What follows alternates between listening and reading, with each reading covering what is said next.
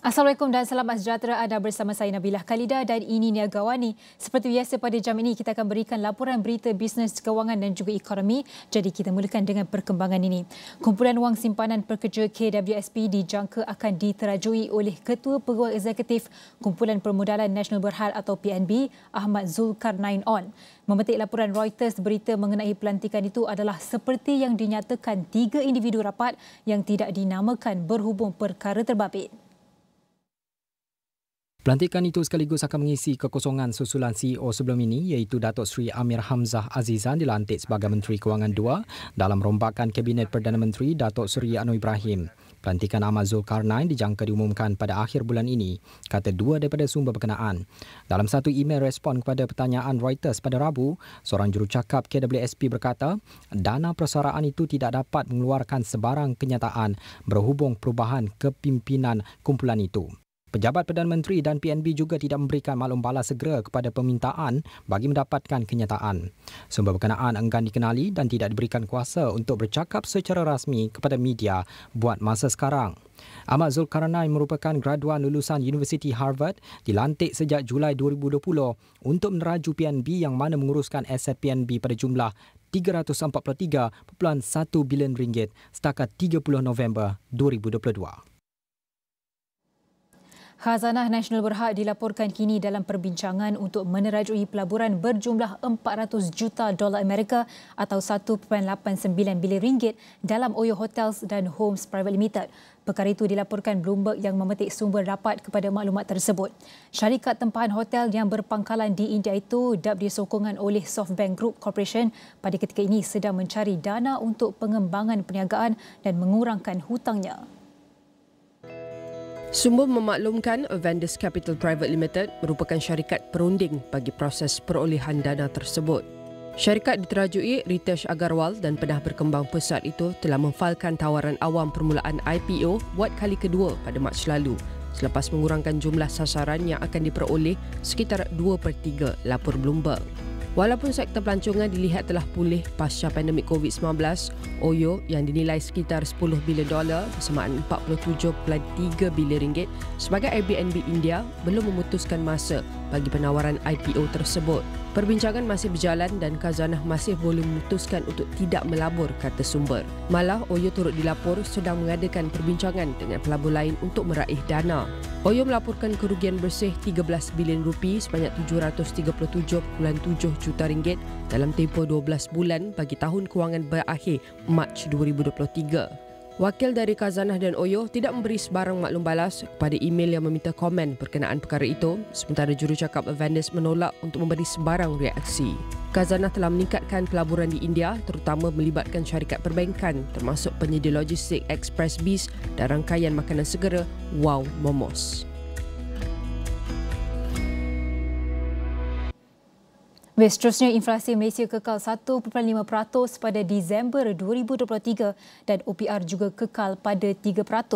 Jadi kita nak meneliti apa faktor penentu kepada inflasi 2023 serta apa unjuran untuk tahun ini 2024. Jadi kita mempersilakan tetamu yang sudah bersedia untuk mengulas lebih lanjut adalah Muhammad Zafri Zulkifli, pakar ekonomi MIDF Research. Zafri, mungkin boleh kongsikan pada pertama sekali apa pandangan MIDF mengenai prestasi inflasi tahun 2023 dan apakah unjuran untuk tahun ini? Purata inflasi 2023 dicatatkan pada 2.5%, didorong oleh kenaikan harga makanan iaitu sebanyak 5.2% dan bukan makanan bersekitar hanya 1.3%. Namun untuk 2024 kita menjangkakan kadar inflasi akan meningkat ke paras 3.2%. Hal ini antara sebabnya adalah 3. Satu adalah kenaikan adjustment kepada utility charge yang seperti umum kita tahu baru-baru ini kita telah memperlihatkan kenaikan utility air, sumber air dan juga electricity. Kedua, kenaikan kadar SST daripada 6 ke 8% dan juga cukai lain. Dan faktor ketiga adalah subsidi bersasar yang akan dijalankan khususnya pada bulan 6 akan datang. Mengikut pada unjuran MOF, MOF menjangkakan kadar inflasi pada kadar 2.1 ke 3.6%. Subsidi bersasar ni dia berhubung kait dengan harga minyak petrol, khususnya RON 95.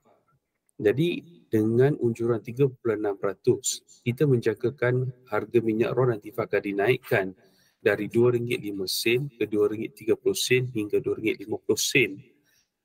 Bagaimana dia akan dinaikkan, itu belum kita ketahui, sama ada RM2.05 naik terus ke RM2.30 ataupun dia akan dinaikkan secara gradual, itu naik 5 sen atau 10 sen setiap bulan. Namun begitu, kerajaan telah memperkenalkan sistem padu, iaitu untuk mendapatkan maklumat lebih jelas mengenai disposable income ataupun purchasing power rakyat. Namun ada beberapa persoalan yang akan timbul, antaranya ialah satu, apakah bentuk bantuan yang akan diberikan berdasarkan padu, dan kedua, berapakah amount yang akan diberikan setiap bulan, ketiga, dan apakah momentum atau frekuensi bantuan ini, sama ada setiap bulan, setiap suku ataupun setiap sepenggal ataupun setiap tahun. Jadi persoalan-persoalan ini perlu dijawab, dan namun begitu balik pada isu inflasi, kita menjaga ke inflasi untuk tahun ini akan meningkat ke paras 3.2% berikutan kaedah subsidi bersasar dan kenaikan kadar cukai dan juga utility charge. Kita tahu seperti yang Zafri kongsikan tadi, OPR akan dijangka meningkat pada kadar 3.2%, tapi untuk suku mesyuarat pertama ini BNM mengekalkan OPR-nya pada 3%. Jadi adakah ini sudah dijangkakan, dan mungkin Zafri boleh kongsikan juga mengekalkan kadar OPR ini pada tahap semasa, adakah ia sudah mengambil kira perubahan dalam keadaan ekonomi global? Jangkaan terhadap Bank Negara mengekalkan kadar OPR pada hari Rabu adalah seperti mana dijangka oleh pasaran. Melihat pada keadaan prestasi inflasi teras yang kini berada pada 1.9%, dan Bank Negara dalam kenyataannya menjangkakan kadar inflasi teras ini akan kekal stabil, dan ini akan tidak mendorong kepada Bank Negara untuk menaikkan kadar OPR. Malah adalah lebih baik untuk mengekalkan kadar OPR pada kadar ini, iaitu sama dengan pada tahap 2019. Dan melihat kepada, seperti saya sebut tadi, kadar inflasi umum akan dijangka naik, dan ini akan memberikan kesan kepada permintaan domestik. Nah, oleh itu kadar OPR MDF menjangkakan akan kekal pada 3% sepanjang tahun ini. Bagaimana pula dengan unjuran untuk KDNK Malaysia pada tahun ini? Adakah mungkin boleh kongsikan apakah sektor atau industri tertentu yang dijangka akan menyumbang paling banyak kepada pertumbuhan atau penguncupan KDNK Malaysia? Pada tahun lepas, kadar KDNK negara dicatatkan pada 3.8%, dan yang antara memberi kesan negatif adalah sektor pembuatan dan sektor ekspor negara. Untuk tahun ini, dijangkakan kadar KDNK akan berkembang lebih 4% ataupun 4.5%. Ini berikutan pemulihan daripada sektor luaran. Permintaan global dijangka akan lebih baik pada tahun ini.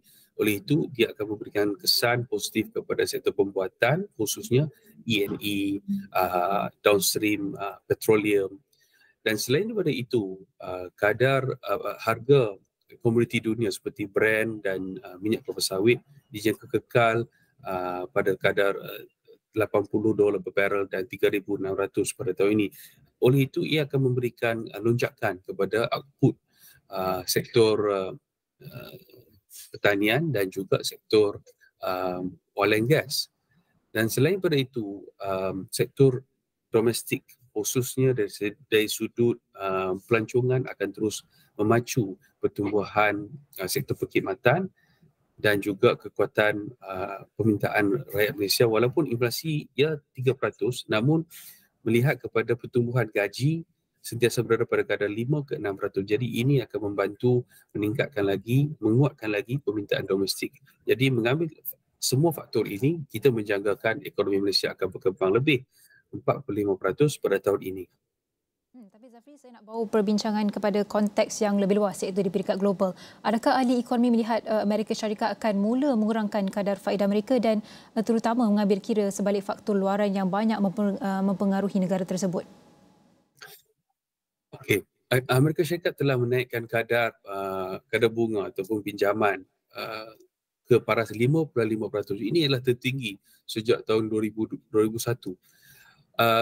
Perbincangan diskusi pada tahun ini adalah pasaran melihat Amerika Syarikat dijangka akan memotong kadar bunga ini sebanyak 4 kali ataupun 100 mata 1%. Namun dia bergantung kepada kekuatan ekonomi Amerika Syarikat itu sendiri dan juga prestasi inflasi teras di dalam negara itu. Melihat kepada prestasi dan trend inflasi teras Amerika Syarikat, kita menjangkakan pemotongan kadar pinjaman ini akan berlaku selepas di penggal kedua tahun ini ataupun selepas bulan 6. Dan saiz pemotongan itu adalah seperti saya maklumkan tadi adalah itu 4 kali ataupun 1%. Tapi dia bergantung kepada kekuatan ekonomi Amerika Syarikat. Sekiranya kekuatannya makin kuat dan makin stabil, jadi mungkin ada kelewatan dari sudut bila pemotongan yang pertama dan juga pada saiz pemotongan kadar pengurangan kadar bunga ini. Baik Zafri, mungkin boleh kongsikan juga bagaimana dengan prestasi FBN KLCI sepanjang minggu ini memandangkan beberapa faktor mungkin akan mempengaruhi pergerakan saham. Akan terus menaik. Salah satu faktornya adalah kekuatan makro ekonomi negara sendiri. Seperti saya maklumkan tadi, kita menjangkakan pemulihan sektor luaran, sektor ekspor yang terus berkembang dan disokong oleh kestabilan harga komoditi dunia, CPO, Brent oil, dan ini akan mendorong kepada sektor-sektor perkembangan kepada sektor-sektor ini. Dan seperti saya ulas tadi, kekuatan sektor domestik kita, permintaan domestik yang menjadi tulang belakang kepada ekonomi negara akan terus memacu ekonomi dan juga KLCI pada tahun ini. Baik, terima kasih diucapkan kepada Muhammad Zafri Zulkifli, pakar ekonomi MIDF Research, dan segala perkongsian akan kami bawakan dalam platform astro.com dan semua platform digital Astro AWANI. Baik, saya akan teruskan dengan laporan ini. Industri pelancongan di Perlis terus disemarakkan sempena tahun melawat negeri itu bagi tahun 2024 hingga 2025. Terbaru bagi menyahut kepada agenda kelestarian negara, terutama karbon sifar bersih 2050, negeri itu tampil dengan kemudahan motosikal elektrik dikenali sebagai e-Bekson. Kemudahan terbaru ini tersedia buat orang ramai, terutamanya pelancong yang datang berkunjung ke negeri itu bermula Februari tahun ini. Untuk permulaan, motosikal elektrik ini akan ditempatkan di beberapa lokasi terpilih seperti di Kuala Perlis, Padang Besar, stesen KTM Arau dan beberapa hotel terpilih di negeri itu. Menurut Pengerusi Eksekutif Kumpulan Syarikat MyUS Group of Companies, Datuk Nelson Yang, inisiatif ini dilihat mampu merancangkan ekonomi tempatan selain menjimatkan kos penggunaan kenderaan berasaskan petrol. Katanya dalam satu kenyataan yang dikongsikan kepada Astro AWANI pada Khamis, pelancong akan mudah meneroka, menikmati dan menghargai keindahan serta keunikan negeri Perlis Indra Kayangan. Bukan sahaja tersedia secara sewaan, e-Bekson juga akan mula dijual di Perlis.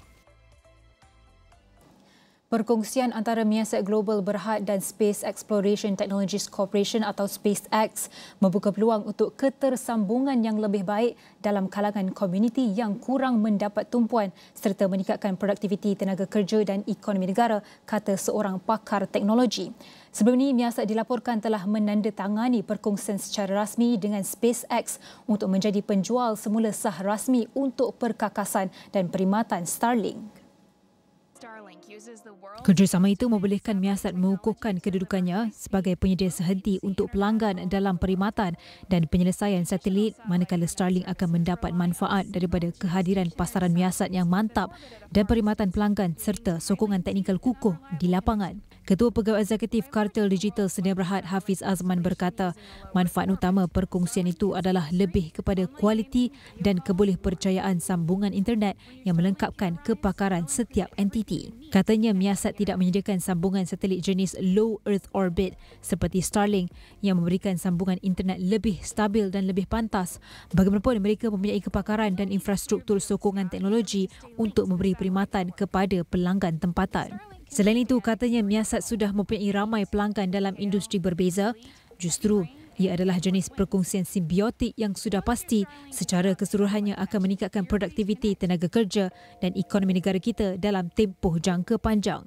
Hafiz berkata, perkongsian itu pastinya akan mempercepatkan aspirasi negara untuk menjadi sebuah negara berpendapatan tinggi yang menumpukan kepada teknologi digital dan ekonomi kerana kerajaan secara agresif memacu inisiatif Malaysia Digital. Beliau berkata perkhidmatan sambungan internet yang lebih baik dan boleh dipercayai boleh menggalakkan produktiviti dalam perniagaan, menggalakkan keusahawanan dan juga membantu mewujudkan lebih ramai pekerja berkemahiran tinggi pada masa depan. Menurutnya, perusahaan kecil dan sederhana PKS juga boleh memanfaatkan peralatan digital untuk membantu mereka memulakan dan mengembangkan perniagaan mereka. Kementerian Pelaburan, Perdagangan dan Industri MITI Malaysia dan Kementerian Pelaburan Emiriah Arab Bersatu UAE telah mengukuhkan komitmen mereka untuk memajukan kerjasama pelaburan dalam sektor infrastruktur digital. MITI berkata kedua-dua pihak telah menandatangani memorandum persefahaman hari ini menandakan perkongsian strategik mengenai pembangunan pusat data di Malaysia dengan projek berpotensi dijangka mencapai jumlah kapasiti 500 megawatt. MOU itu ditandatangani oleh Menteri Pelaburan, Perdagangan dan Industri Tengku Datuk Seri Zafrul Abdul Aziz dan Menteri Pelaburan UAE Muhammad Hassan Al-Suwaidi. MITI dalam satu kenyataan berkata MOU itu mewakili komitmen yang kukuh ke arah kerjasama yang mantap dalam pertukaran pengetahuan dan kepakaran dalam sektor infrastruktur digital antara Malaysia dan UAE. Ia juga bertujuan untuk memupuk hubungan ekonomi dan pelaburan dua hala yang lebih erat antara orang ramai dan sektor swasta kedua-dua negara. Malaysia telah muncul sebagai destinasi pilihan untuk pusat data di Asia Tenggara berikutan infrastruktur digital dan fizikalnya yang kukuh, kedaulatan undang-undang serta langkah dan inisiatif yang disokong kerajaan yang menarik mengenai pelaburan pusat data. Menurut MITI, permintaan yang semakin meningkat daripada perusahaan kecil dan sederhana PKS serantau akan memberi dorongan kepada status Malaysia yang semakin meningkat sebagai pemain serantau yang penting dalam ekonomi digital. Di sebalik pembangunan pusat data, MOU itu juga mencerminkan komitmen Malaysia untuk memajukan kecerdasan buatan AI sejajar dengan Pelan Induk Perindustrian Baharu NIMP 2030 yang bertujuan untuk meningkatkan kapasiti industri, PKS dan syarikat pemula niaga dalam AI dan membangunkan penyedia penyelesaian AI. Kerjasama infrastruktur digital Malaysia dengan UAE dengan tumpuan kepada pusat data akan membantu mengukuhkan kedudukan negara sebagai destinasi pilihan untuk pelaburan digital. Dengan menjadi hub pusat data serantau, Malaysia berada pada kedudukan baik untuk menguasai sebahagian besar ekonomi digital ASEAN diunjur mencecah $1 trilion Amerika menjelang tahun 2030.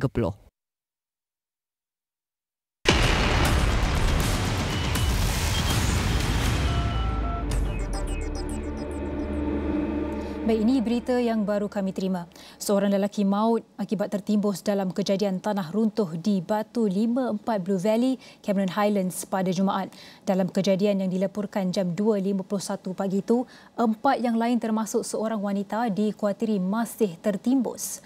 Penolong Pengarah Bahagian Operasi Jabatan Bomba dan Penyelamat Malaysia Pahang, Ismail Abdul Ghani berkata, seramai 9 anggota dari Balai Bomba dan Penyelamat Cameron Highlands ke lokasi untuk operasi mencari dan menyelamat mangsa-mangsa tertimbus. Menurutnya, anggota terlibat berdepan cabaran apabila terpaksa berjalan kaki sejauh 3 km ke lokasi kejadian. Hasil pemeriksaan di lokasi telah menemui seorang lelaki yang tertimbus, manakala operasi pencarian mangsa lain masih diteruskan. Laporan lanjut akan kami bawakan dalam buletin seterusnya.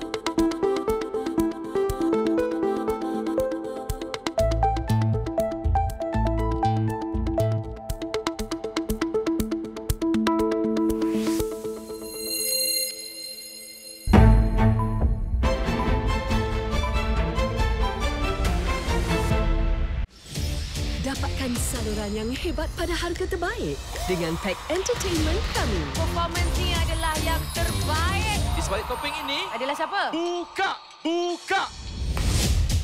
Stream drama bila-bila masa. Pengalaman kulinari untuk seisi keluarga. Incredible. Pengembaraan yang pasti mengujakan anak-anak. Well, we have been treated to a masterclass, really. Dan sukan yang membuatkan anda bersorak semahlunya. Ini yang kita mahukan. Segala hiburan untuk seisi keluarga ada di sini. WhatsApp Switch hari ini. Puan Sri mengidap kanser tahap keempat. No! Pewaris yang dicari. Aku kena serahkan semua hak untuk dia. This is very important, Mama. Melibatkan Century. You the one yang nak sangat Century. I kena cari cucu Mama cepat-cepat. Saya takut pisah dengan Iman. Saya takkan pisahkan awak dengan Iman. Tercetusnya konflik. Dendam ini harus dibayar. Pewaris cinta. Isnin hingga Jumaat di Astro dan On Demand. Dua beradik bawah umur dipercayai dieksploitasi ibu mereka telah pun diselamatkan oleh pihak JKM iaitu Jabatan Kebajikan Masyarakat. Yang di-Pertuan Agong bertitah bahawa Istana Negara tidak akan terlibat dalam sembarang percaturan politik. KPM belum putuskan bila pelajar perlu pakai semula seragam sekolah. Pemakaian sedia ada diteruskan sehingga ia diputuskan kelak. Dua anggota polis ditahan kerja sehinggalah siasatan kes samun dan rogol.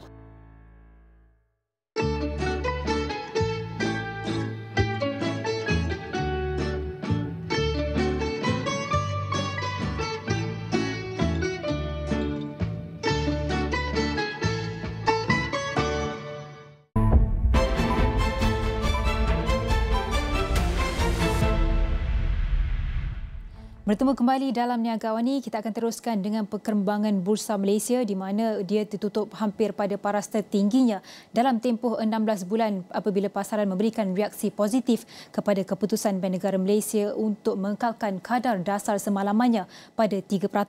Meskipun prestasi bercampur-campur di pasaran serantau, FTSE Bursa Malaysia KLCI meningkat 7.99 mata untuk ditutup kepada 1,504.10 daripada paras penutup 496.11 pada Selasa. Baik, saya akan kongsikan sedikit perkongsian untuk Bursa Malaysia. Kalau boleh saya tunjukkan kepada anda, FTSE Bursa Malaysia menunjukkan penurunan sebanyak 0.01% dan juga 0.09 mata dan berada pada paras 1,504.01. Dan kalau boleh saya tunjukkan atau kongsikan pergerakan Bursa Malaysia untuk minggu ini daripada Jumaat minggu lepas sehinggalah Jumaat hari ini yang menunjukkan trend menaik ataupun ini menunjukkan trend yang positif untuk pasaran bursa saham dan hampir mencecah 1,510 mata. Dan kalau dalam jangka masa seminggu, paras terendah ialah pada hari Jumaat minggu lepas yang menunjukkan paras hampir ataupun bawah sedikit 1,480.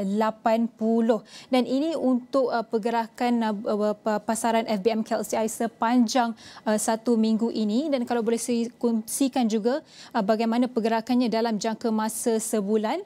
Kalau anda lihat di sini, pergerakannya adalah positif di mana ia menunjukkan peningkatan daripada Januari 1 ataupun sehinggalah Januari hampir ke hujung bulan Januari ini yang menunjukkan positif dan melepasi paras ataupun mata 1,500.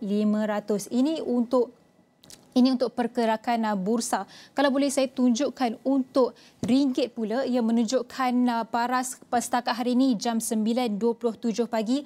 Ia berada paras 4.732 berbanding dolar Amerika di mana pergerakannya ringgit itu menyusut ataupun tidak kukuh. Kalau anda boleh lihat di sini dan dalam jangka masa ini ringgit paling kukuh ialah pada tarikh ini. Sebelum Mac tahun lalu, ia menunjukkan pergerakan ataupun ringgit paling mungkuh pada kadar lebih kurang 4.2 ringgit berbanding dolar Amerika. Dan ini sangat membimbangkan dan pada bulan tahun lalu, pada hujung bulan lalu, ia menunjukkan paras yang paling tidak kukuh, yang paling merosot, yang hampir mencecah 4.8 ringgit. Dan ini antara yang dapat saya kongsikan berkenaan ringgit setakat hari ini 26 Januari 2024.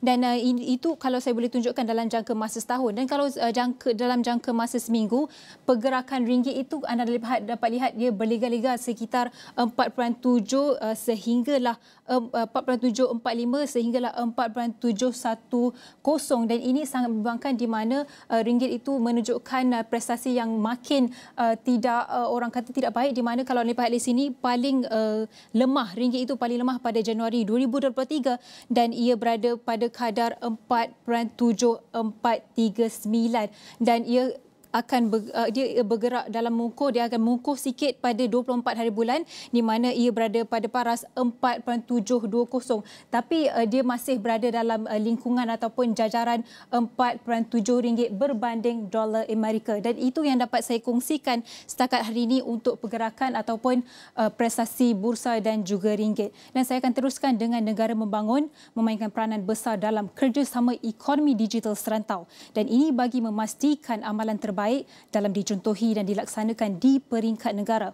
Digital Cooperation Organisation antara organisasi yang menggerakkan kerjasama dengan negara ahli dalam konteks ekonomi digital. Laporannya bersama editor Najib Arif.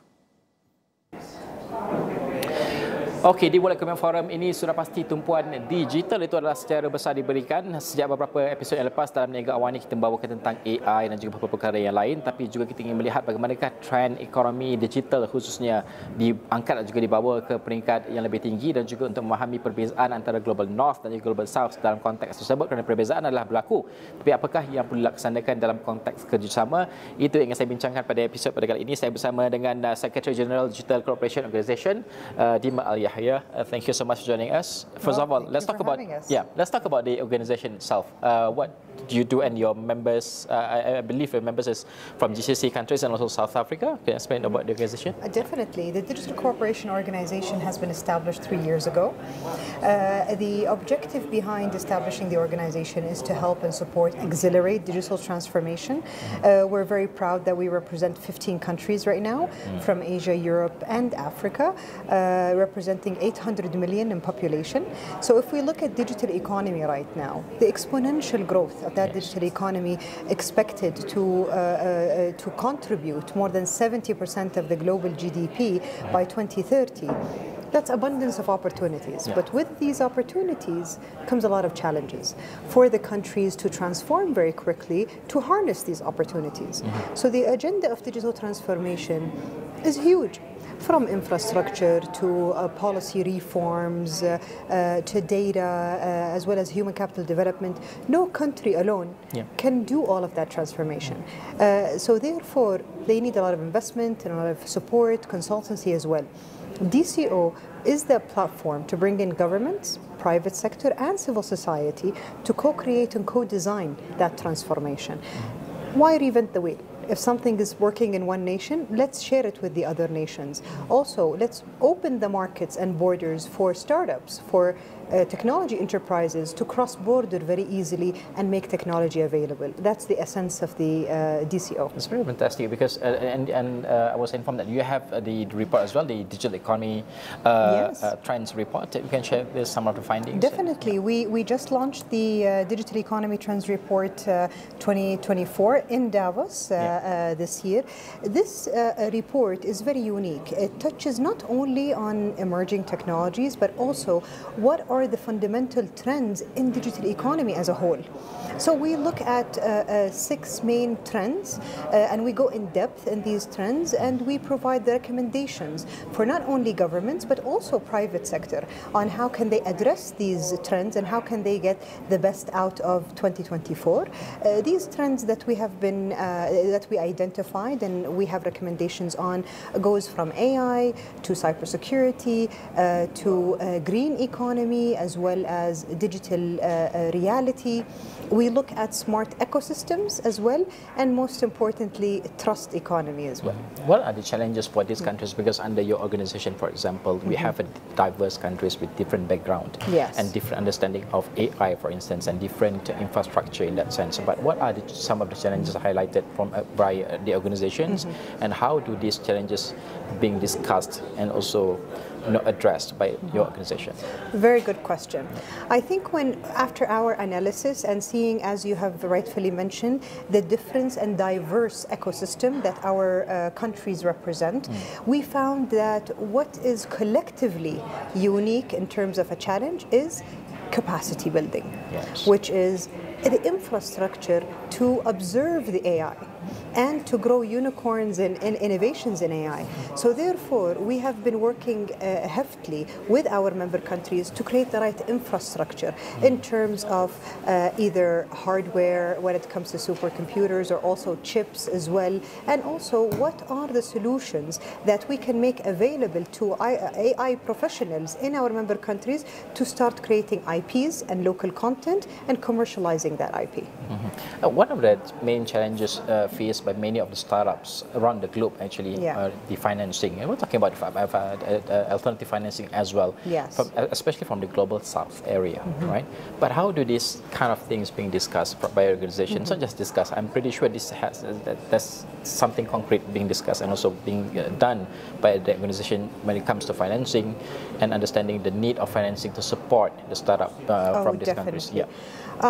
We look at it from another angle, which is how can we enable the startups not only from a financing perspective, but also from the ease of doing business and expansion. The startups can go, in one nation cannot grow only independently. They have to expand to reach to more consumers for them to grow and return economically on the nation. Therefore, we have been working on several initiatives like the Startup Passport, which eases that expansion, as well as a unified Startup Act between our member countries that will help and support that digital trade very easily between countries.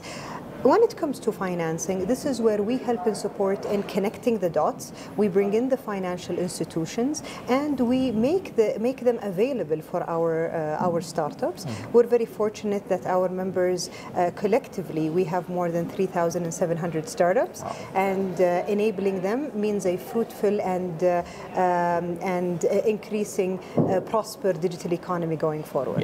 In Malaysia, we have this debate about creating more unicorns, sense. But from the 3,000 numbers that you mentioned just now, how many, or in terms of percentage, you can share that's going to reach to that unicorn level? We see great potential. We see in as our analysis, we see 11% of the number that we have is on the track of scaling and becoming unicorns if we provide them with the right support and the right help, either from a regulation and policy perspective or the financing, or also enabling them with the technology and the human resources that they need. We see countries, the likes of Nigeria, where all Africa has 7 unicorns, 5 of these unicorns come from Nigeria. We see Saudi Arabia, who last year just alone announced 2 unicorns, and they are the first now when it comes to venture capital. So we do see that traits. We truly believe that our member countries are in the right track when it comes to growing their technology and innovation startups. So far from Malaysia, we have only 1 unicorn, and we would like to have, I think, 5 for the next few years. Maybe we can learn something from the organization as well.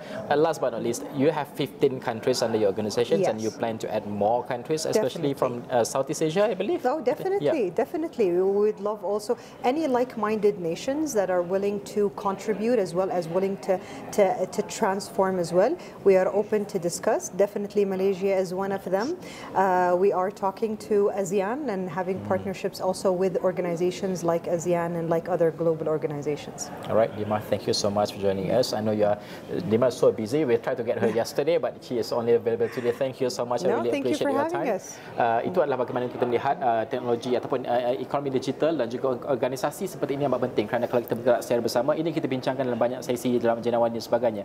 Cabaran bergerak sendirian adalah susah kerana kapasiti itu tidak ada. Jadi organisasi seperti ini akan membantu kita untuk push further ke arah yang lebih tinggi. Baik, itu laporan untuk World Economic Forum 2024 untuk Niaga AWANI. Banyak lagi laporan yang kami akan sediakan juga di laman web kami astro.com.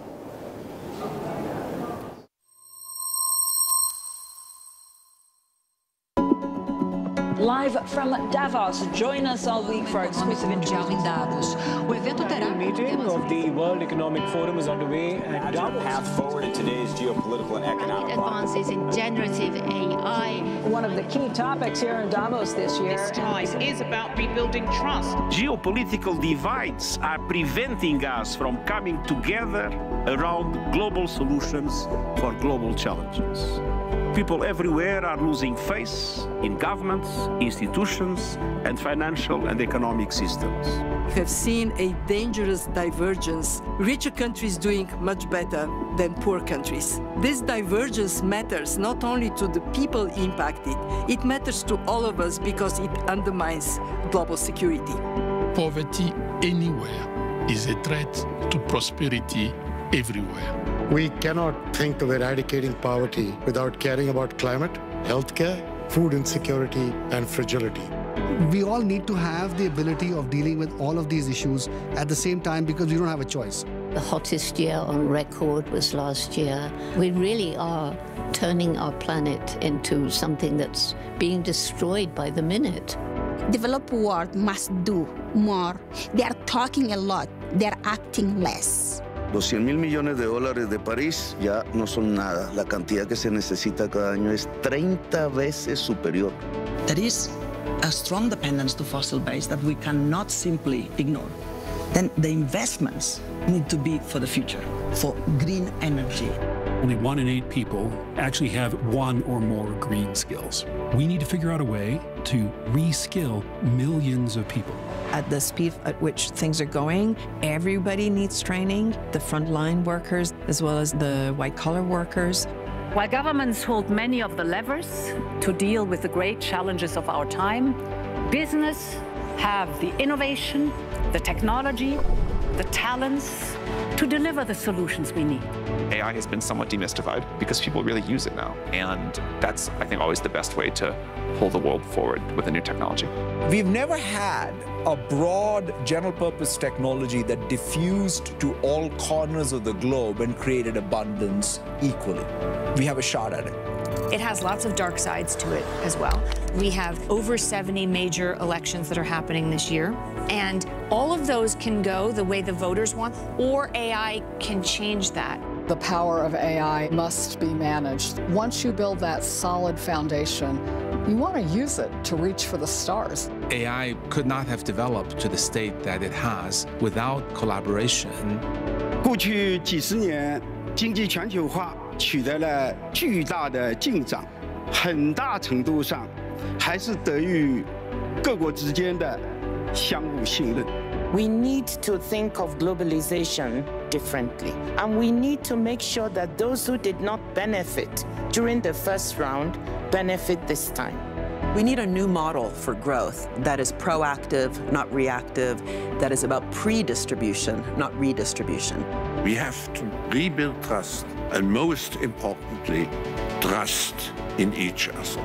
It's important for us as leaders to create a culture where people feel like they belong, where they can bring their whole self. Companies and economies are in a worse financial situation when they're not inclusive. The math has been done a million times.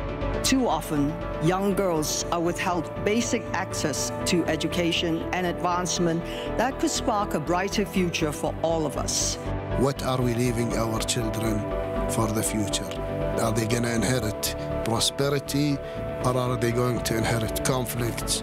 That type of intergenerational responsibility is what has been lacking in the way that the world is being run, and we want to bring that spirit back. The secret sauce is leadership. We're not in the audience, we're in the field. Sometimes we fail, but that's the only way we will resolve this.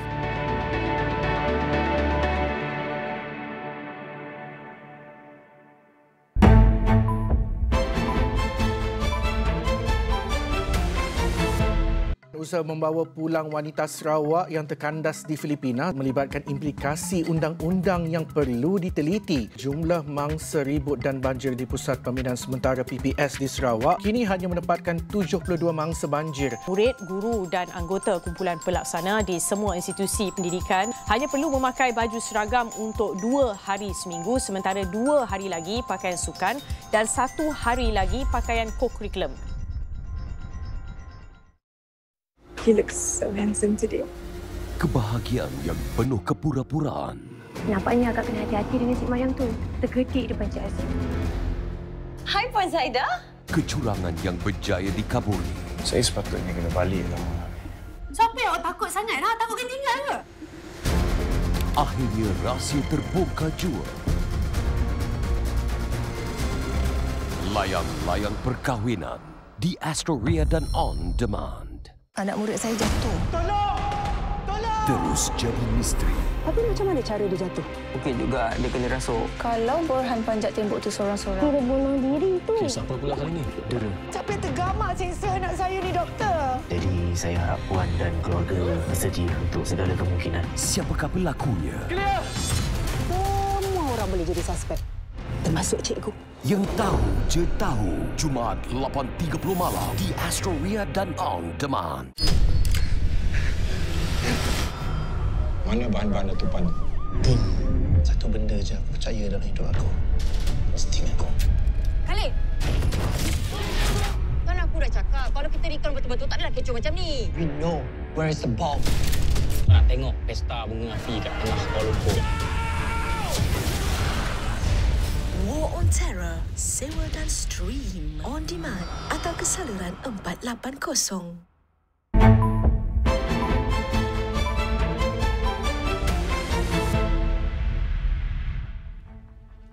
Hello and welcome to Niaga Spotlight with me, Tamina Kazji. Niaga Spotlight goes through the week in business and future affairs, market watch, industries, analysis and insights. We've got you covered right here on Niaga Spotlight. Well, this week on analysis, we are looking at Malaysia's gender pay gap and how this negatively impacts national economic development. So, January has been a month of headlines about our national priority for the year, reducing cost of living. In line with that, the Madani government is committed to rationalizing subsidies, implementing wage reforms, reducing housing costs, breaking up monopolies. But there is scant attention for a deeply concerning number, which does in fact impact cost of living, Malaysia's gender pay gap. Now, interestingly enough, the Department of Statistics, DOSM, reported in mid-December 2023 that in the previous year, women on average made a total income of 42,080 ringgit, compared to men at 62,117 ringgit in 2022. In other words, for every 100 ringgit in salaries and wages received by men, women only received 66.67 ringgit. This is also a pronounced decline from women earning 96 ringgit for every 100 ringgit men earned in 2021. So according to these DOSM statistics, Malaysia then clocks a 33.33% gender pay gap in 2022. Once again, a startling increase from DOSM's reported 4% GPG in 2021. This Niaga Spotlight discussion focuses on strategies to actionably address the gender pay gap and how this is, in fact, crucial for national economic development. Joining me in the studios now are Dato' Ong Bileng, CEO of Penang Women's Development Corporation, PWDC, Dr. Saizi Xiao, who is Assistant Professor with the School of Economics at the University of Nottingham, Malaysia, and of course, Amelia Sharif, who's Managing Partner with Speak Up Malaysia. Very good morning to everyone. Thank you so much for making time to join us. And Dato' Bileng, all the way from Penang, actually.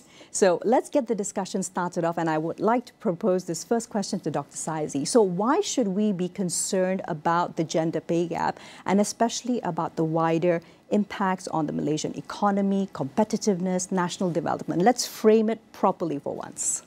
I think generally equality and also fairness is always one of the key topics that we should concern about, because when we're talking about shared prosperity, we have to make sure, try to narrow down the gap not only between women and men, and also for rural and urban residents as well. But we're concerned about the gender pay gap is more about economic consequences. On the national level, in economics, we always talk about productivity and efficiency. Sure. We have to ensure that we have a more diversified and also inclusive gender-balanced labor force to help to boost for our productivity improvement, and also try to make sure our labor market returns are based on the qualifications, skills, contribution instead of the gender itself. And also when we're talking about the individual level, don't forget about women and the babies are always the biggest consumers for the country and also for the global economy. So in terms of the consumption, it has been always one of the key drivers for the economic growth growth as well. Yeah, I think we also talk about the human capital investment as well. So if the women feel like there has been always been downpaid, so they will slowly reduce their investment on the human capital. So also this can be a very serious issue for not only for the existing labor market, but also for our future labor market, because if the mother decided to reduce their own education investment, which means in the future, the quality of our future labor force could be reduced as well. Absolutely. Thank you so much for setting those parameters. We'll go much deeper into the consumption and the other side of things, especially regarding education attainment of Malaysian women in a bit. Dr. Saizi, first though, what are the actual global methodologies or the best standards that economists, statisticians use for calculating the gender pay gap? Okay, in terms of the calculation, I think we have two parts. Number one is when we're defining the pay, the wages, the salaries, how do we define that? Are we using the annual income, or are we using the hourly income, which take into the consideration about the difference in working hours between women and men? Or when we are talking about the definition of the wages, the salaries, women who are working in the informal sector are usually being left out.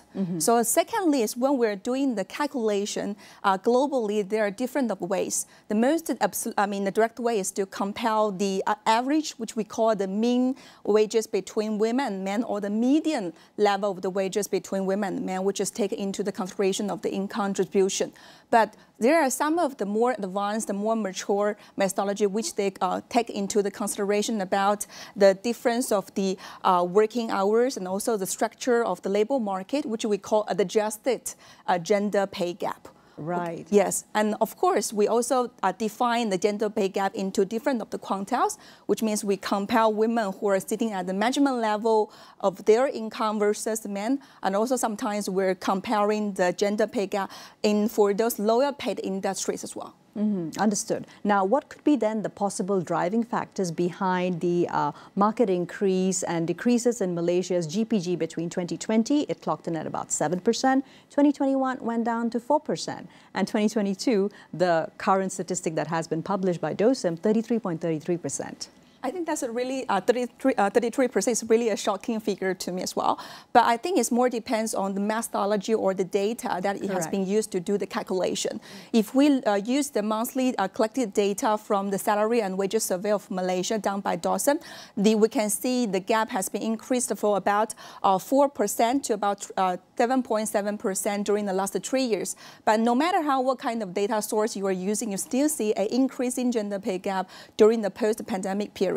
I think there are a couple of the reasons. First of all, during the post-pandemic period, there are more women has been losing their jobs compared to men, especially in some of the key industry in Malaysia, such as the tourism industry, and also due to the increased family care responsibilities. So women has no choice but to left from their jobs and go back to the have family to take care of the babies and also the family members as well. But I think there are another important reasons about the structural changes of our labor market and also industry. We can see that we are now entering into a more digital era. So there are more digital-based, technology-based jobs are offering, which are they're producing higher paid jobs. Opportunities as well, which means in terms of the skills, qualifications, men are more equitable with this kind of the skills and qualifications. So in that way, women has lower chance to get into this market as well. Correct, and also of course we've seen all the latest statistics that show that particularly the tech industry, women drop out, even highly qualified professionals, by the age of 35. Thanks very much for setting the tone for that, Saizi, Dr. Saizi. Now, Dato' Ong Bileng, can we go into a little bit of more granular information about PWDC's perspectives and any recent insights when it comes to the women's labour force and also perhaps even the gender pay gap when it comes to Penang? Okay, thank you, Tamina. So as we know, it really sort of sent a shockwave to everyone, those who are actually monitoring where is the gender equality, where are we, over these years. So getting a 4%, because we have been talking and we have been even communicating with a lot of stakeholders to say that, well, gender pay gap is not the biggest issue. The biggest issue is actually in the labour force participation rate. So that is the part that we were looking at, how do we then close the gap? Typically the man is 80%, women is at 55% and all that. So we were looking at how do we want to narrow this gap. However, with this, I think our work then have to shift a little bit more to go into the next level. It's not just the labour force participation rate, but how are they, in terms of getting the pay? So for one, we have been monitoring the labour force participation rate, and especially for female, we find that typically they will go up until the age of 30, and there's a dip, a very drastic dip. And if you look into it further, you'll find that at the age of 30 to 34, that's where the dip is. So if you look at it, why did it happen that way? It's because at that point, women starts their family. And most of the time, between a man or the husband and the wife, most of the time it's actually the wife who take a step back from work and resign from work. So that is actually where the dip is. And I think importantly is that knowing the dip, so that's where PwC is also looking at how do we then mitigate this issue. Sure. And childcare is actually typically one of the critical enabler for women to stay in the workforce. So in other countries, we see a double peak, but not in Malaysia. It's a single peak and it's down all the way most of the time. Exactly. Yeah. So what's also not perhaps happening then, Dato', which perhaps we can interject with, is that corporations, organizations, regardless of whether they're government-related, or the private sector, perhaps they do not have the mechanisms in place to ensure that once women are perhaps even more available to come back into work, because we cannot be waiting forever for the affordable, equitable childcare structure to be put in place. So let's say once perhaps your child is 7, 8 years of age, you want to come back into the workforce. Any kind of trainings, etc., that you have noticed, especially corporations in Penang offering to women wanting to come back to work and pick off from where they left off in their early 30s? Yeah, very good question. In fact, at the federal level, through Talent Corp, they actually have come up with programs, especially returning women. Okay, it is an initiative involving also the companies and all that, looking at tax incentive. Also there is a package where the government is actually even incentivizing in terms of paying for the women to come back. However, to me, more importantly is how do we retain them? Because if we lose them from the workforce, it is very difficult for women to come back. Yeah, many factors. For one, you are so used to the 6, 7 years before the child goes to school. You are so used to this lifestyle where everything is circled around the child. Okay? Very true. So one is a personal challenge. Second is that at what point do they come back? Because you have left the workforce for the few years, you may come back and say, hey, no, I have to report to my junior. So these are some of the challenges, as well as even for a company, where do I put you now? Those are the real-life lived experiences. Yes. Thank you. Thank you very much for that, Dato'. Amelia, moving the conversation along now to a wider perspective on why exactly economic equity and also reducing the gender pay gap is actually fundamental for women's empowerment. When we talk about gender gap and in particular economic equity, we are looking at fair distribution of opportunities, wealth, assets and resources between the genders at the workforce. So the biggest benefit is women achieving economic independence. And the reason economic independence is just so important is because it will empower almost every aspect of the woman's life. And this is true not just for women, this is true for literally anyone. The moment you have economic independence, therefore it improves several aspects of your life. I want to touch on 3. Sure. The first one is it will greatly improve your decision-making power. So if you're a woman and you have the ability to earn and you are independently earning and you're independently that means you are independently able to make decisions in your life. You are able to make choices based on really what you want, as opposed to perhaps being influenced to things like traditional gender roles, perhaps what your family wants, or perhaps what your society wants you to do. So economic independence allow you to break free from certain patterns that we've seen in the past. And more importantly, the International Labour Organization has noted a positive correlation between women's economic independence to improved decision-making in households. That means in a household, when women are also earning and they are also independent, it contributes to more equitable decision-making. For example, things like deciding which child gets to further their education, on decisions like household savings, household expenditures on a monthly basis. There's actually a positive correlation between the two. The second thing I want to touch upon is savings and long-term financial security.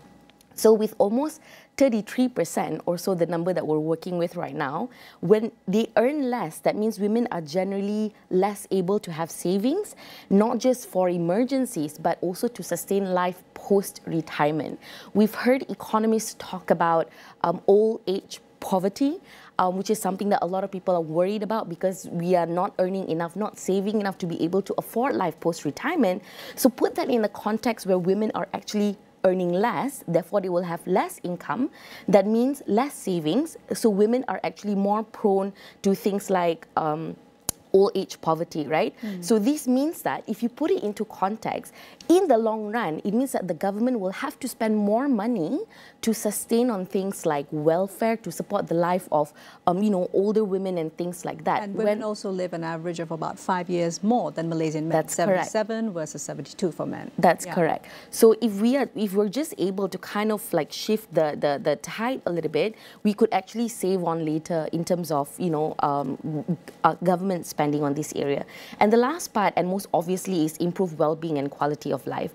Harvard Business Review did a study that shows that when women are more economically independent, they become more healthy, not just physically, but also in terms of their mental health. So it means that the biggest point that I want to make here is when women are healthier and happier, there's also a direct correlation to the quality of life of those that are within their household, and that also transcends to the quality of life of those within their communities. So when you empower women, you empower families and you empower communities.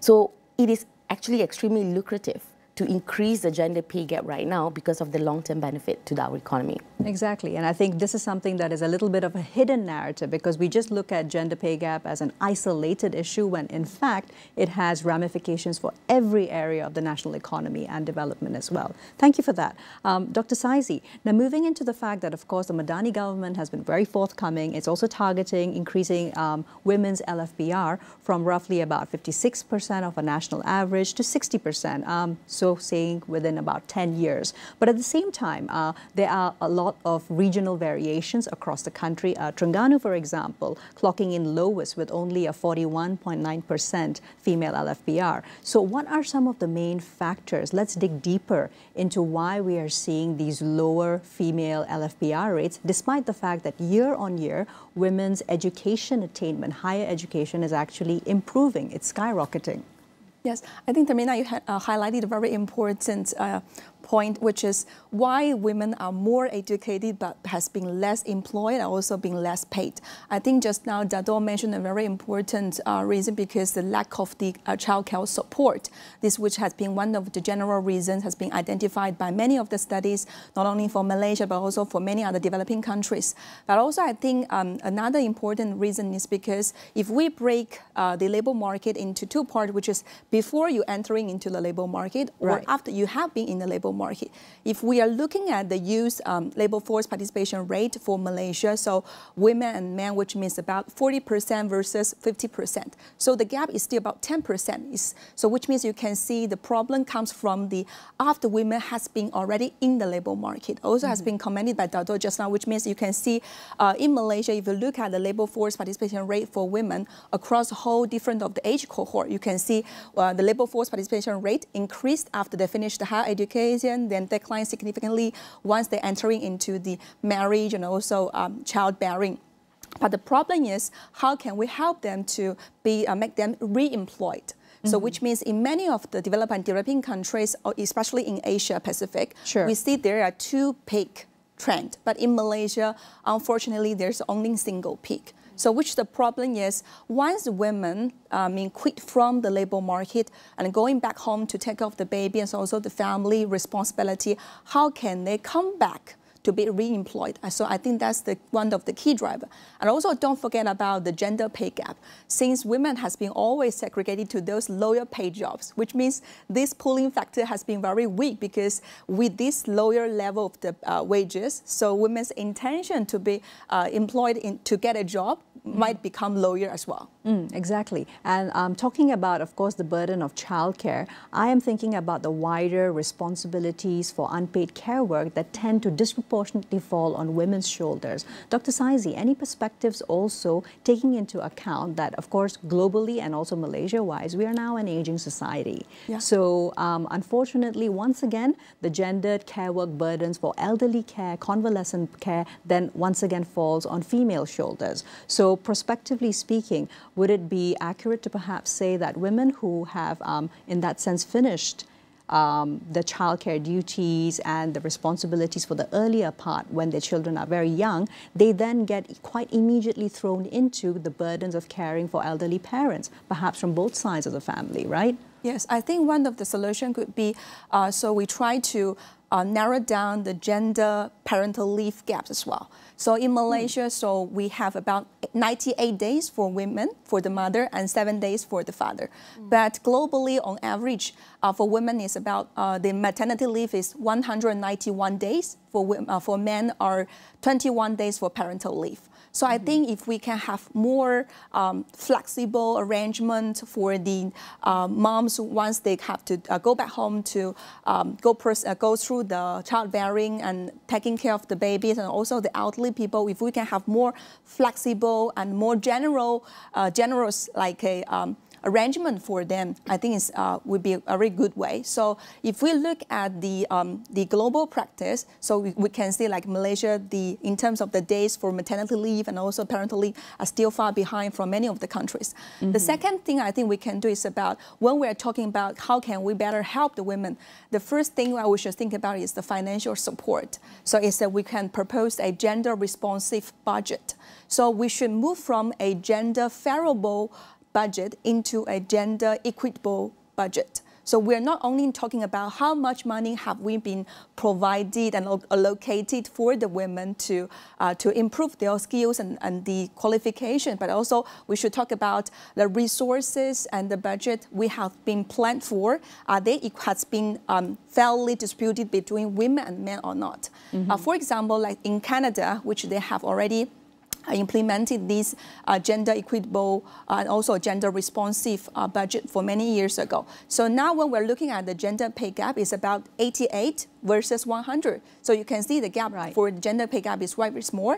And in terms of labor force participation, the gap is also less than 8% as well. So it's really progressed well because of these mechanisms. And I also, of course, would like to quickly highlight that, yes, the Ministry of Economy needs to take a leadership role in this, especially considering that you have your annual budgets that are coming out. It has to be gender responsive in every arena. And also the fact that Sabah and Sarawak have yet to implement the 7 days paternity leave, even for starters. Dr. Bileng, going in first now. So what has Penang's statewide approach actually been for addressing women's LFPR? And is there perhaps any data or studies that are of interest that have actually looked at getting women back to work, especially after the pandemic job losses, considering, of course, the economy in Penang, which is so vibrant, but also very much dependent on manufacturing and sectors which suffered quite deeply? On that note, we actually tracked the female labour force participation rate even over the pandemic. In fact, surprisingly, there was no dip for Penang specifically. Interesting. Yes. So it was, in fact, in 2019, it was 54.1, and then it went up to 55.4. 2020, it was 21, it was even 57. So actually, it went up. That's interesting. And any insights around why exactly that went up? Were women joining the formal labour force or more informal work or perhaps virtual work? Yeah, so I think on the fact that the companies or the employment, majority of them, or a lot of them actually came from the MNCs. So yes, globally it is affected, but probably it was not really cascaded down to the local yet. So they are still manufacturing, there's still production, there's still designing work, and all that's still going on. So we don't really see a dip at that point. However, we also know that based on, during the pandemic, we also saw that there were a lot of families who, especially the husband and also, of course, the wife, actually lost their jobs. So we went into the sector. So when you say gender responsive, okay, we have to really look into the intersectionality of the women who are actually affected, during the pandemic. So what we did was, to get them into the formal sector, as in terms of the labour force, it is going to be very difficult. And during the lockdown, there's no way, there's no movement. So what we did was we actually innovated and come up with a program called Project Kuih Raya. Okay. Yeah. And what does that entail? So basically, we got women, especially in the B40, who actually looking in, who are home based and all that, and we get them to produce Kuih Raya. Right. Okay, so they produce, but outside we actually have a lot of people. Penang people are very warm and very supportive. During the MCO, they wanted to help, but they don't know how to help. So we said, okay, why don't you sponsor them? You just buy from them. So we get them to buy from these women, okay, and then where do they give the food to? To the frontliners.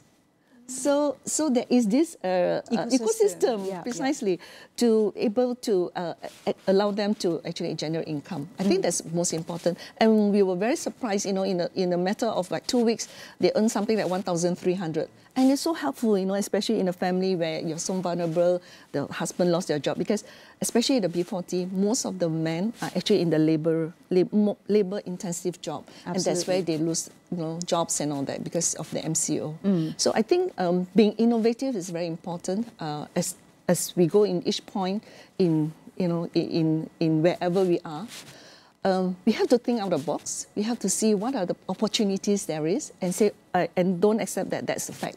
So same like this gender pay gap. Say, okay, this is a challenge, and we have to take it on. Yes, we do. And moving into another granular data piece, and Penang, of course, has recorded a really remarkable total approved investments of close to 45 billion ringgit across various sectors. This is from January to September alone in 2023. So all of this is harboring a lot more factories, a lot more manufacturing, a lot more career opportunities. Now, what can be done, or perhaps is being done, Dato, to ensure that women are not left behind by all this abundance of career opportunities, and that there is actually space for female experts, for qualified women with all this economic development in Penang? So manufacturing is actually one of the biggest contributor. In fact, the biggest contributor in Penang in terms of GDP. I think it is also very significant in nationwide. So that's actually where the focus. We really want more people to come into the STEM industry. Okay, the science, technology, engineering, and mathematics. So what we see is actually the potential of looking into the talent pipeline. So talent pipeline doesn't mean that when they go into the industry, then we look at it. We have to look upstream. Okay, upstream, not just in the university, because then the question is how many women actually go, or how many girls go into university? If you look at statistics, we see that even now, tertiary education, we have 60-40. In fact, we are actually at the tipping point because there are more girls coming into the tertiary education, which is good for girls. But the question is, where are the boys? Yeah. So when we talk about gender, it's not just about women, but it's also 100%. About men. Yeah. So we should be. We are actually looking into the talent pipeline. So as we go up, then of course the university and also the industry relationship must come in very strongly to make sure that it is not just the boys, but also the girls are able to fit into the industry. And we go even higher as in terms of at what point do they decide? I stay in STEM, I stay in science. It is when they go from Form 3 to Form 4. So this is where the influence must come in to get them excited. I came from a science stream, and when science is like, wow, this is exciting, you go to the lab and do funny stuff. Where is the passion, where is the fun in science? So that's what we are trying to do. We have programs working with some of the the state GLCs to come up with programs to motivate them and get them going and say that science is actually interesting and they should look at it as a career. Absolutely, and hopefully we'll see the impacts of this within the next generation itself, because it would be very sad indeed to see all these incredible multinationals and also the Malaysian corporations opening up all across Penang, but perhaps only from thousands of workers, all the way from, the factory production line to the C-suites, you only have maybe a couple of dozen women and those working in HR.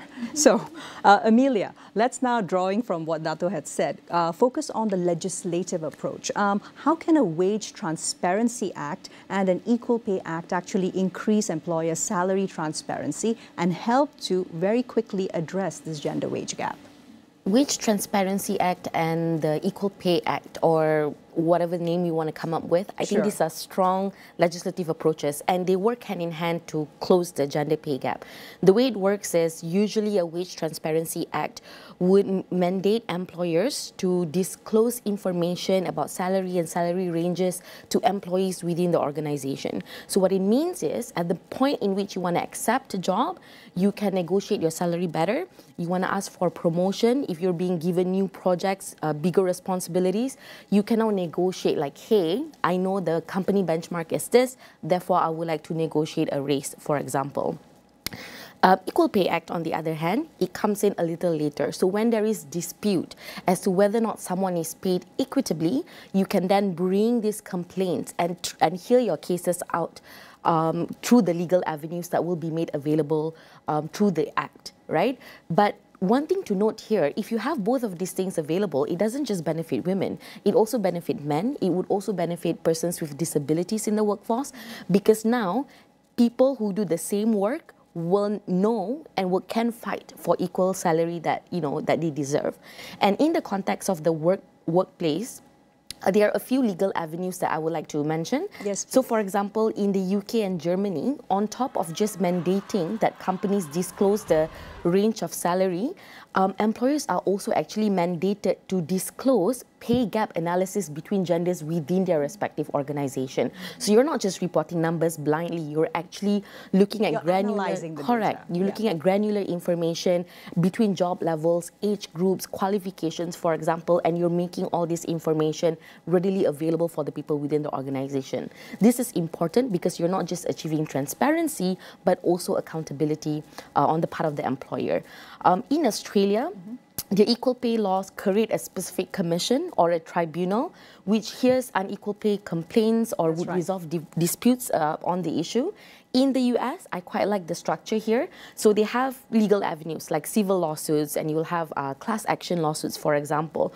But on top of that, they actually have the Equal Employment Opportunity Commission that actually has investigative powers to look into all these complaints of discrimination in terms of pay and other forms of discrimination.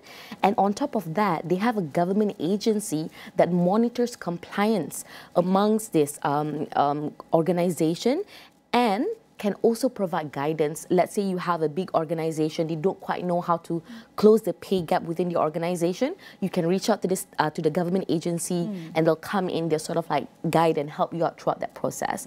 And finally, in Iceland, on top of the equal pay law, they introduced an equal pay certification. Now, this is interesting because they now have to provide evidence to get a certification to say that, hey, we pay equal pay between the genders at our workforce. And the result that has been seen from this is that people will gravitate towards company that has the certification as opposed to working for organizations that don't have the certification, because people will know that, hey, you don't pay equitably. That means I don't have a good career prospects here. I might not be paid well. Even as a man, not just as a woman. Even as a man, correct. So all of this are kind of legal avenues that can come from both of these pieces of legislation. And if you were to implement something like that in Malaysia, I think it's important to go beyond a prohibition, which is usually where we're stuck at. So the law will say, oh, you have to pay equal, everyone receives equal pay. But what are the legal avenues? What are the protection? Can someone be, taken off the workforce completely if they lodge a complaint and stuff like that, right? So the protection and access to the legal avenues are also extremely important. Absolutely. It also reminds me of the fact that, when it comes to the gender wage gap also, yes, research actually shows that the motherhood penalty reduces over time. This has come from Nobel Prize winner Claudia Goldin for the Economics Prize. Her research that shows that, yes, motherhood penalty reduces, but there's also a fatherhood premium. Yes. So these are also wider issues that need to be discussed. Very briefly, Amelia, if you could perhaps touch on maybe a Gender Equality Act for Malaysia that has also been in the works. Could this also then contribute to looking and addressing this very serious gender pay gap, regardless of whether or not it actually is 33.33% as reported by DOSM, or as Dr. Zaizi has more empirically analyzed, it is definitely increasing year on year. When we look at the Gender Equality Act, it's important to first identify what part of equality are we talking about. Right. Because we don't want to just talk about basic access to, for example, like safety issues, violence issues. Those are important. But also economic independence is, like I said earlier, one of the most important things that has to be highlighted here. So if Malaysia were to revisit this, I think it would be such a milestone for us. And the best part is it could provide guidance to employers and people in the workforce in general on how can you sort of like close the gap. And we see this positive trend after the recent amendments to the Employment Act. Because the recent amendments provided very specific guidance. You have to put up notices on sexual harassment, for example. You have to provide training. You have to have mechanisms and things like that. What I've seen in the Malaysian workforce, be it on the GLC side, MNCs, or even SME, employers now know what to do. Yeah, so they are responding, they are reacting, they are actually looking for programs to advise them. Because I think the assumption here is not that they don't want to do it, but sometimes they just don't know how to go about it. Yeah. So if the Gender Equality Act were to be put in place, I would like to see more guidance on this as well. Fantastic. And Dr. Zaizi, from there, let's quickly delve into why exactly female-dominated industries and jobs attract lower wages. What are some historic or systemic reasons behind this? I think historically there, because not about the value of the women compared to the men, or the value of the care works has been down, usually mainly produced by women, has been devaluated. I think this is one of the historical reasons. Another reason just now has been touch based by the Amelia is when we're talking about negotiation. When the policy or the regulations has not been strongly enforced, how can we negotiate with our employer? But historically, for those women-concentrated industries, there has been always lack of the collective bargaining power for those kind of the industries. Yeah, so I think in terms of historical, these are the key reasons for that. But also when we are talking about the occupational segregation, we can see that the discrimination, which is always happening in the labor market, is very difficult for women to be employed in the management level. That is why we always see for some of the listed companies in the board members, they are always a old boys club. Yeah, but I think many of the countries, including Malaysia, we have been putting effort on that. That's why in the budget of 2 years ago, we have already studied to request that for the listed company in Malaysia, we have should have at least one female board members. Yeah, so but I think we should also try to think about, instead of putting a very compulsory policy or regulations for the companies to implement, we also should think about comparing between you have to do this compared to if you do this, what kind of the incentives or benefits you could get. If we can provide some more tax incentives for the companies, if they do implement a more gender balanced policies, what kind of incentives or tax reimbursement they can get. I think there are more companies who would be willing to do so. So I think the jump from the progress of narrowing down the gender pay gap, especially in the industry level, among the stakeholders, we could be improved a lot. Absolutely. It's all about also getting to that point in your career where you are being paid more, and that happens to men far more commonly than women. I think it's also been interesting that, of course, because of work by, for example, a 30% club, etc., public listed companies in Malaysia, at least the top 100, they do have their 30% representation, but there's still about 800, 900 companies on the board, right? And there's at least about 20, 30 of the largest companies that not even have one single woman on their board. Very interesting data. Amelia, from there, looking at, of course, the fact that career gaps, there are significantly at play in what perpetuates a gender pay gap for women across the life cycle as a working adult. Let's also talk about what role organizations can play to bring women back into work, especially women who have taken career breaks for child raising, for elderly care, etc. And what are some immediate recommendations for the corporate sector? I think the first thing is always a returnship program, like Datuk mentioned. Returnship program is actually extremely lucrative. There's a huge business case behind this. That shows that you actually can reduce costs like recruitment costs, onboarding costs and things like that if you bring back women into the workforce, because they're experienced, they know the trade well, they just took a break. And to achieve that double peak that we have talked about, I think businesses have to put in a returnship program. So what should be in this returnship program? I think the first one is also, like Dr. mentioned, is flexible work arrangements. It's extremely important because it allows people to kind of like arrange their work hours around their other obligations. And I want to make this point because flexible work arrangement is not just for women in the workforce. It should be for men, their fathers, their husbands. They have care work to be done at home. And if this is available, we've seen trends in the more modern couples, modern marriages, where they take turns doing it. If flexible work arrangement is made available. Keuntungan apabila dari segi penghasilan kepada penjualan. Kalau nak tengok dari segi statistik, kalau mungkin boleh semak, kita antara padi kita. I have to give such a long break. And this is some of the things you get when you put the entirety of that burden of, caregiving to women. So to increase paternity leave and paternity benefit, or I would advise you to actually go for parental benefits. In fact, that would actually help. For organization, an immediate thing that you can also do is to put on-site childcare facilities. Let's not wait for the government to do that, because you want your workforce to be able to work with a peace of mind. Husbands or wives, mums or dads, if they can bring their child to work and sort of like they know their kids is downstairs, they can work at peace. It actually increases productivity. There's also a lot of research around that. And lastly, I have to mention this one because you have to talk about a more inclusive workplace environment to actually even encourage women to come back to the workplace, because you don't want to create a hostile work environment. The problem with the gender pay gap is it sends a message to everyone in the workforce that women are less than. They are not as smart, they are not as competent, and therefore deserving less respect in the workplace, which is not true, because we know that academically, they are more qualified, right? So when you manage to address all these microaggressions in the workplace, sexual harassment, subconscious biases and all of that, it actually makes women want to come back to work as well. So for organizations, there's a lot of things that they can do. They don't have to wait for the government to come up with all the laws to mandate it, because there's a huge business case around it. Again, it is extremely lucrative to bring women back into the workforce. Exactly. Thank you very much for highlighting that, because it just reminded me that middle of last year, before the cabinet reshuffle, the Ministry of Human Resources had very gladly announced that 1,000 companies have signed up for flexible work options for women. So once again, it brings to note the fact that it actually needs to be for parents, not just for women.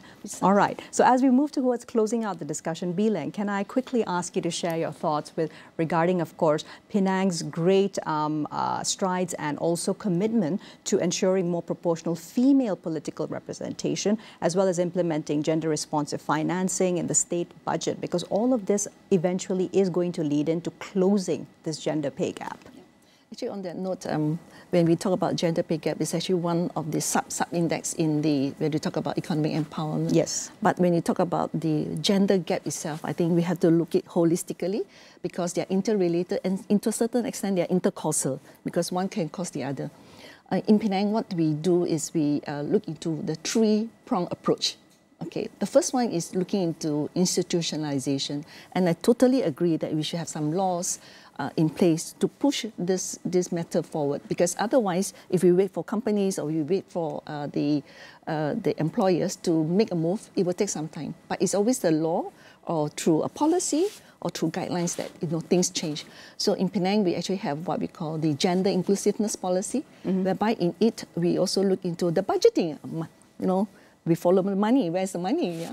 Sure. So this is where we look into gender responsive and participatory budgeting, where we take a top-down approach as well as a bottom-up. That means we want people to participate on how budget is made, or how budget is allocated. Absolutely. And the second and the third points, quite briefly, Bilang? Okay, so that is institutionalization through policies, through structures and mechanism, and even to the 30% and all that. Actually, is incorporated in the state policies. The other one is actually on the part about creating enabling platform.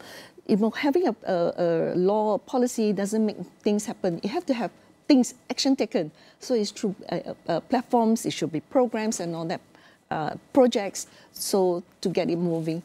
And third but not least is, of course, changing the mindset. How do we make the mindset shift? And this is where we talk about the gender stereotypes, unconscious bias. So I always tell people, maybe it's there, you just don't realize you did it. So you don't make them feel so guilty.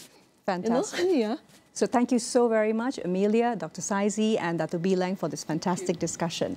Now, in conclusion, I would like to conclude by highlighting the World Bank's 2019 Breaking Barriers report for Malaysia, which showed that if all economic barriers are removed for women in Malaysia, the country's income per capita, just for women, per capita could grow by 26.2%, i.e. an average annual income gain of 9,400 ringgit. Cost of living crisis? Yes, indeed. And we have to close the gender pay gap for meaningful national economic development and growth for the rakyat. We look forward to a response from the Ministry of Economy, as DOSUM's published gender pay gap requires immediate public engagement as well as policy action. DOSUM did not respond to several requests for this interview. Well, that's all we have time for on this episode of Niaga Spotlight. We'll see you again next Friday with more business analysis and insights. I'm Tamina Khazanah, signing off for now, wishing everyone a productive week ahead.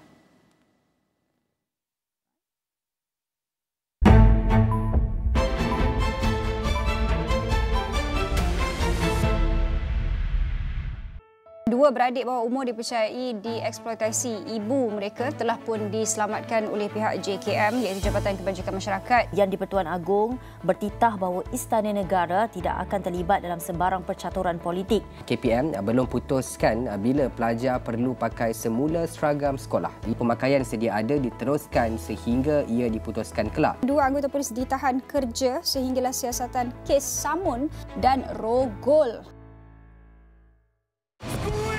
Semakin mengujakan. Juri-juri dah makin cerdik. Azam Rafiq. Juri bijak, tekaan mengena. Madah berbunga. Sampai bila mereka mampu menyamar? Ini yeah. Siapa di sebalik topeng? Itu kamu. Demah Singa Malaysia, siaran langsung di Astro Warna dan Astro Go. Sertai peraduan misi misteri untuk memenangi TV 4K 65 inci setiap minggu.